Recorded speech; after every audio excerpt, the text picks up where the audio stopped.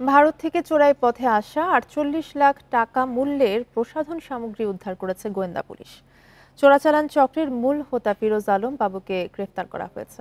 সোমবার সকালে রাজধানীর মিন্টো রোডে ডিএমপির মিডিয়া সেন্টারে সংবাদ সম্মেলনে এই তথ্য জানান ডিবির তেজগাঁও বিভাগের উপকমিশনার মোহাম্মদ মিজানুর রহমান। বলেন, চক্রটি ৩টি ধাপে ভারতীয় কসমেটিক্স কুমিল্লার সীমান্ত দিয়ে নিয়ে আসতো। এরপর কুমিল্লার ইলিয়টগঞ্জ থেকে সুযোগ বুঝে ঢাকায় পাঠাতো সেগুলো।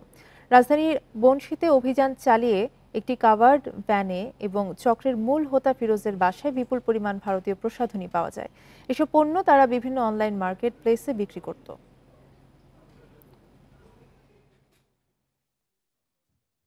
রং ফর্সাকারী ক্রিম অথবা ব্রণ দূরকারী অথবা মেস্তা দূরকারী এই ধরনের স্পেশালাইজড যে প্রোডাক্টগুলি আছে এগুলি বিপুল পরিমাণে মজুত করা আছে বিভিন্ন অনলাইন প্ল্যাটফর্ম সহ বিভিন্ন সুপার শপে এবং আমাদের বিভিন্ন পাইকারি বাজারে এরা সরবরাহ করে এবং এই সরবরাহকারী ব্যক্তিরা দীর্ঘদিন ধরে এই কাজের সাথে নিয়োজিত।